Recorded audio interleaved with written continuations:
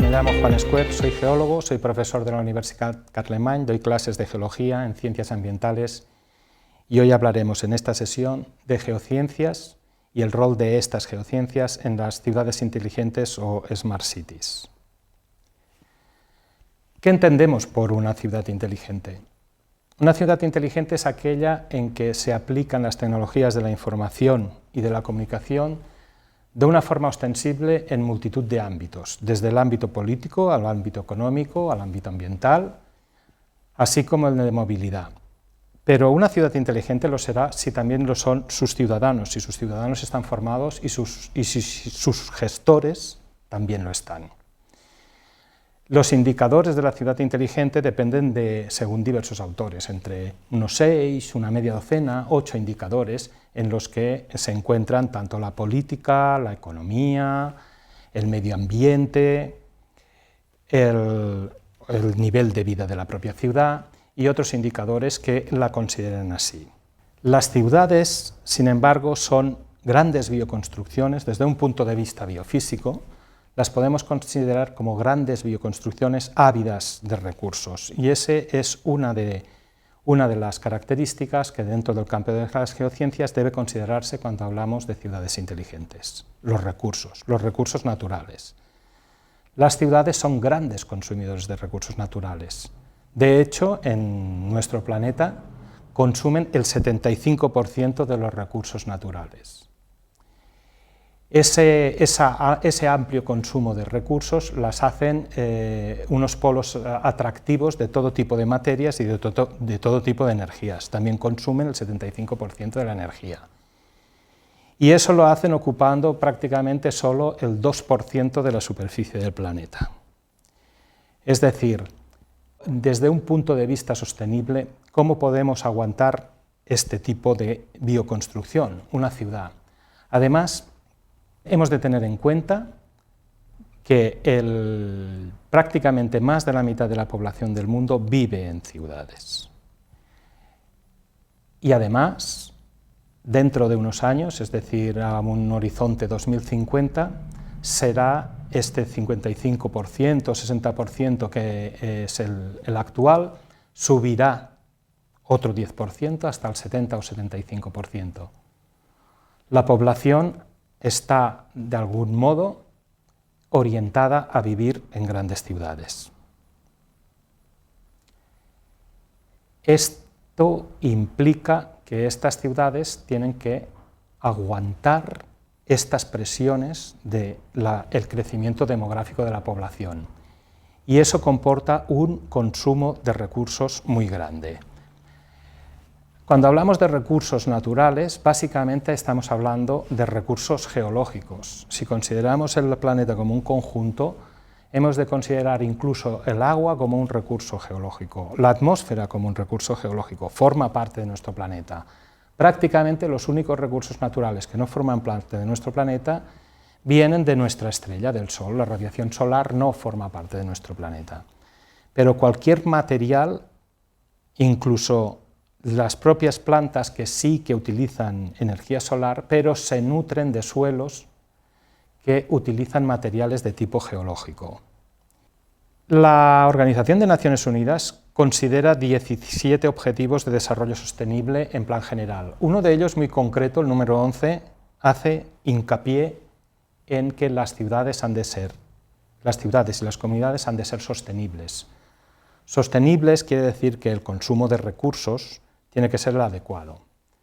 Hemos de tener en cuenta que vivimos en un planeta que tiene unos límites biofísicos, es decir, un crecimiento infinito no puede ser soportado por nuestro planeta, dado que existen unos límites. Ya hace más de 50 años que se publicó el informe Meadows sobre los límites del crecimiento en nuestro planeta. Esos límites abarcan cualquier tipo de material propio de nuestro planeta. Hemos de considerar que en nuestro desarrollo utilizamos multitud de materias primas que en última instancia tienen un origen geológico y que esas materias, aunque hayan sido muy abundantes y algunas aún lo siguen siendo, tienen unos límites determinados. Es ahí donde las geociencias tienen un papel especial en valorar qué tipo de materias, qué cantidades de materias y cómo se utilizan esas materias y cómo se extraen para poder atesorar, para poder avanzar en un desarrollo sostenible de este crecimiento que sin duda se va a dar. Clásicamente ese crecimiento se ha valorado con el PIB, con el Producto Interior Bruto. Muchas veces, de hecho muchos autores, catalogan el crecimiento del PIB, lo consideran acoplado al consumo de recursos, es decir, a más Producto Interior Bruto, más consumo de recursos. Eso básicamente ha sido así hasta hoy en día. Hoy en día se está considerando que eso no debería ser así, porque si seguimos creciendo en Producto Interior Bruto, seguiremos creciendo en consumos de recursos y hemos dicho que el planeta tiene unos límites, por tanto, tarde o temprano toparemos con esos límites. Por tanto, tenemos que desacoplar nuestro crecimiento del consumo. Ese desacoplamiento se puede realizar de varias maneras. Y ahí hay toda una serie de razones ya más políticas que físicas de cómo aplicarlo, pero hemos de considerar siempre los límites físicos que tenemos al respecto. Dado que las grandes ciudades son grandes consumidoras de recursos, también son grandes generadoras de residuos. Y la gestión de esos residuos forma parte de la gestión de cualquier ciudad y especialmente de las ciudades inteligentes. De forma ideal, una ciudad inteligente no debería generar ningún tipo de residuo, pero eso es una utopía. Todos sabemos que eso es muy difícil, al menos en la situación actual de nuestro conocimiento y de nuestra técnica. Por tanto, existe una jerarquía de gestión del residuo, desde la prevención hasta su depósito en vertedero. Ahí es donde, por ejemplo, las ciencias geológicas pueden ayudarnos a que los vertederos sean mucho más seguros y que no haya una contaminación asociada a ellos y que no haya tampoco una gestión que impida o hipoteque los usos del subsuelo. Todo ello se enmarca en lo que podemos considerar y que consideran muchos autores la economía circular. Es decir, desde que entra una materia prima hasta que su residuo va a parar a un vertedero, podemos minimizar este impacto de muchas formas, lo cual supone un desafío. Es decir, la forma que tenemos de fabricar nuestros productos, de atender nuestros servicios, desde el punto cero en que entra la materia prima o el servicio, generamos el servicio, desde su diseño, su implementación, su fabricación, tenemos en cuenta que lo tenemos que orientar a un residuo cero, aunque no consigamos el residuo cero. Ese es uno de los grandes objetivos de la economía circular. Desgraciadamente, todavía no podemos reciclar absolutamente todo. En el caso, por ejemplo, de metales, y por ejemplo, los metales que se utilizan en un teléfono móvil, eso lo entiende cualquier persona del mundo actual. Todos llevamos un teléfono smart también, un teléfono inteligente en el bolsillo. Un teléfono inteligente es un gran consumidor de recursos, todo tipo de metales, metales preciosos como el oro, metales raros como el coltán. Todo este tipo de metales debería poderse reciclar. Nuestro grado de reciclaje hoy en día de todos estos materiales todavía es escaso y ahí tenemos que tender con la economía circular. Dicho esto, también las geociencias implican un uso adecuado del subsuelo. Una de las preguntas básicas que uno se hace acerca de cómo tiene que ser una ciudad inteligente es ¿qué tamaño ha de tener una ciudad inteligente? ¿Ha de tener un gran tamaño? ¿Ha de ser una ciudad compacta? De hecho, prácticamente muchos autores se ponen de acuerdo en que las ciudades tienen que tener un tamaño más o menos compacto. No podemos seguir ocupando superficie del planeta indiscriminadamente, porque si no, al final tendremos un planeta completamente urbanizado, ¿no? Entonces, ¿cómo conseguimos que las ciudades sean compactas? Con crecimientos verticales, por ejemplo, y dentro de los crecimientos verticales uno de los crecimientos es el subsuelo. Por tanto, el suelo y el subsuelo será uno de los activos más codiciados en las ciudades. El subsuelo se utiliza para montones de cosas, para pasar todo tipo de transportes. Pensemos en los metros suburbanos, pensemos también en todas las canalizaciones de agua, de gas, redes de comunicación, redes eléctricas de todo tipo, y muchas de estas cosas están ocupando el suelo, o el propio alcantarillado, el propio saneamiento de las ciudades. Por tanto, el conocimiento del subsuelo de las ciudades es muy importante, y ahí es donde las geociencias tienen un gran reto. El subsuelo ya vemos que tiene muchas utilizaciones, unas de ellas serán relativamente novedosas. Podremos utilizar el subsuelo también para guardar energías. Uno de los problemas de las energías renovables es su poca disposición a ser almacenadas. Una de las formas de almacenar energía es, por ejemplo, la energía térmica, es mediante el subsuelo. Podemos calentarlo y utilizar ese calor en invierno cuando nos interese, y podemos enfriar el subsuelo y utilizarlo en verano para refrigerarnos cuando nos interese. Eso es propio de una disciplina que es la geotermia aplicada, la geotermia de baja entalpía, utilizada con gran éxito, por ejemplo, en los países nórdicos. Otra disciplina en la que las geociencias pueden ayudar a la gestión del subsuelo es mediante su monitorización. Aquí aplicaríamos a las geociencias lo que se aplica en cualquier ciudad inteligente, las tecnologías de la información y de la comunicación. ¿En qué sentido? Información tridimensional del subsuelo mediante la implementación de datos globales, es decir, multitud de sensores que pueden ser introducidos en el subsuelo o que pueden ser considerados, teniendo grandes nubes de datos, hablamos de Big Data, y tecnologías propias de las TIC. Eso se implementaría en grandes bases de datos geológicas, que a su vez podían ser gestionadas por sistemas de información geográfico. Eso ya se está haciendo en muchas ciudades, por ejemplo, como Londres, pero de una forma todavía primitiva, todavía un promo primigenia. En este sentido tenemos mucho campo por recorrer, y en este sentido también podemos llegar a tener un conocimiento exhaustivo del subsuelo de nuestras ciudades para tener una gestión adecuada del mismo. Y llegamos al gran campo en que las geociencias y las ciudades tienen una interacción muy grande.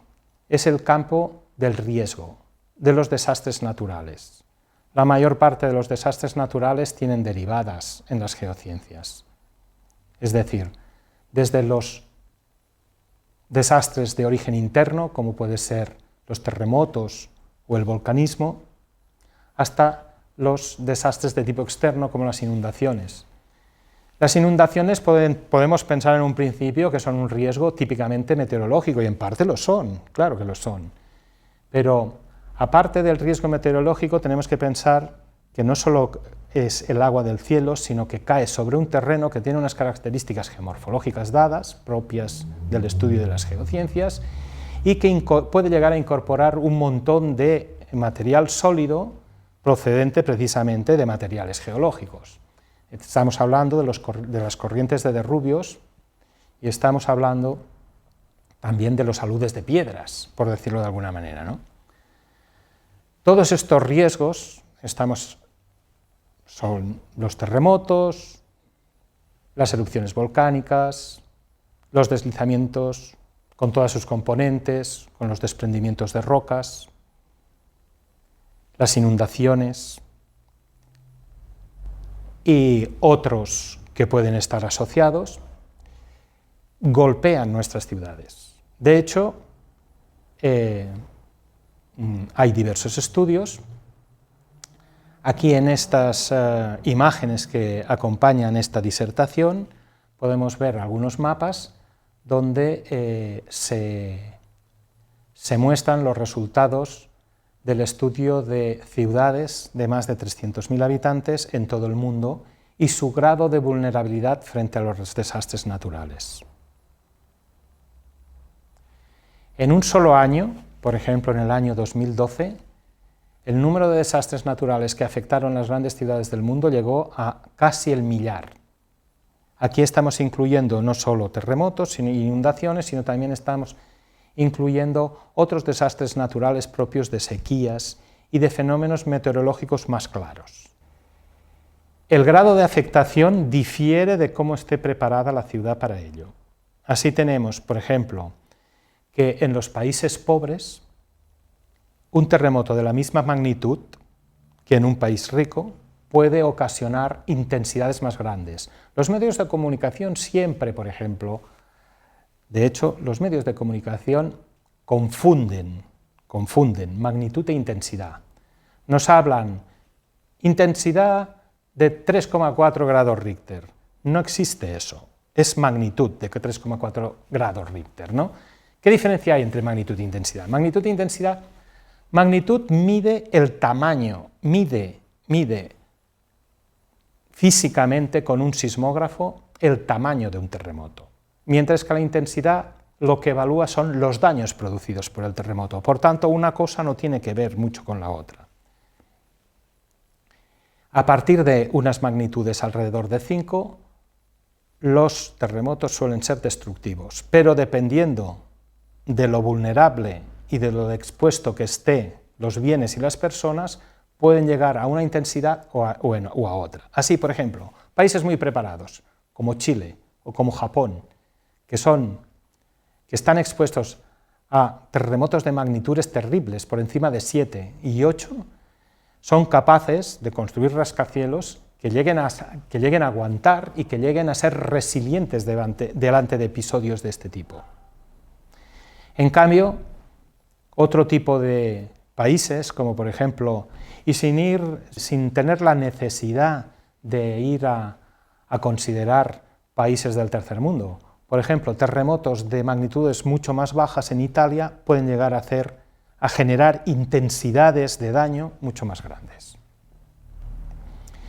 Lo mismo podríamos hablar en cuanto a los ciclones o huracanes, en los que los países más expuestos en las zonas tropicales también suelen ser países con un grado de preparación social intensa, pero normalmente coinciden con países pobres y por tanto con muchos riesgos expuestos porque sus construcciones dejan bastante que desear respecto a la resistencia respecto a estos riesgos naturales.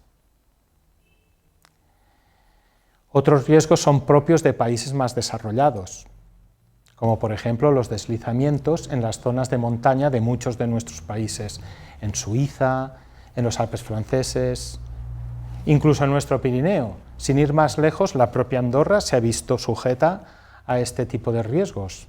La caída de grandes bloques, la implementación de defensas respecto a ello, la consideración del riesgo, el cálculo de su peligrosidad, la evaluación de la exposición a este riesgo y, por tanto, luego la implementación de medidas ha hecho, por ejemplo, que la población andorrana ahora esté más protegida respecto al riesgo de desprendimientos que hace tan solo 25 años. Concluyendo con el tema de los riesgos, podemos considerar uno de los riesgos más ubicuos del planeta, las inundaciones. Las inundaciones afectan multitud de ciudades, algunas importantísimas y muchas de ellas famosas, como puede ser París. París es cruzada por un río, por el Sena. El Sena sufre de crecidas periódicas. Esas crecidas periódicas llegan a afectar sitios tan vulnerables como los sótanos del Museo del Louvre.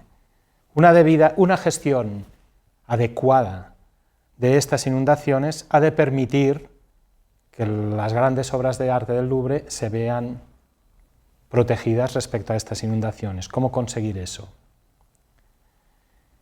Se consigue de varias maneras. La aproximación a las inundaciones, primero, si no podemos eludir las inundaciones, es decir, no podemos traspasar el museo a un sitio donde no se vea afectado por las inundaciones, tendremos que ver si lo podemos proteger de alguna manera. O aumentar su resiliencia, es decir, que una vez se produzca la crecida, se pueda recuperar de la crecida lo antes posible. Si tenemos alertas tempranas que nos permiten vaciar los sótanos del Louvre a tiempo para que no se vean afectadas las obras de arte por las inundaciones y que esos sótanos sean rápidamente, una vez pasada la crecida, vaciados y secados para poder almacenar otra vez las obras de arte, pues tendríamos una protección delante de las inundaciones apropiada. Con esto hemos pasado por tres grandes bloques en los que las geociencias son importantes en la gestión de las grandes ciudades y de las ciudades inteligentes en especial. La gestión de los recursos naturales, la gestión de sus subsuelos y la gestión de su exposición a los riesgos geológicos, a los riesgos naturales en sentido amplio. Y para concluir esta charla no podemos obviar la formación de los profesionales que se dedican a estos temas. Las geociencias no son propias solamente de geólogos. Las geociencias han de estar en un mundo transversal. Arquitectos, ingenieros de caminos, ingenieros de minas, ambientólogos, todo este tipo de profesionales tiene que tener en cuenta este tipo de aproximación cuando en sus propias profesiones desarrollan proyectos propios que alberguen este tipo de conceptos para ser usados en las ciudades inteligentes. Desde la Universidad Carlemany así lo orientamos. Tenemos muy en cuenta los Objetivos de Desarrollo Sostenible enunciados por la ONU y a este respecto nuestras formaciones en ciencias ambientales son lo suficientemente transversales para tener en cuenta en ellas cualquier aspecto de las geociencias que aquí hemos tratado. Muchas gracias.